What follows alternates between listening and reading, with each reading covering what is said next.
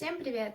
Сегодня мы поговорим с вами о книге Марка Твена «Приключения Тома Сойера». Мне очень нравится читать произведения Марка Твена, и эта книга не оставит равнодушным ни одного читателя.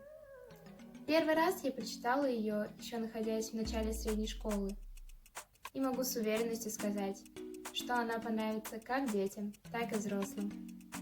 Вы сможете не только окунуться в мир детства, но также и вспомнить, как это радоваться мелочам, как это делали Том и его веселая компания. Так, действие романа происходит до событий гражданской войны в США. Хотя некоторые моменты из книги и ее продолжение «Приключения Гекльберри Финна» указывают на первую половину 1840-х годов. Том мальчик энергичный, бойкий и веселый.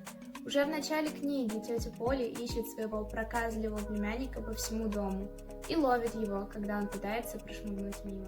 По испачканным рукам и рту тетя Поли понимает, что ее племянник забрался в кладовку и скушал ее варенье. Казалось бы, наказание неизбежно, но мальчик изворотливо сбегает на улицу, тем самым не заполучив его. В одной из глав тетя Поли заставляет Тома белить забор, но мальчик умудряется превратить эту скучную работу в весьма выгодное мероприятие.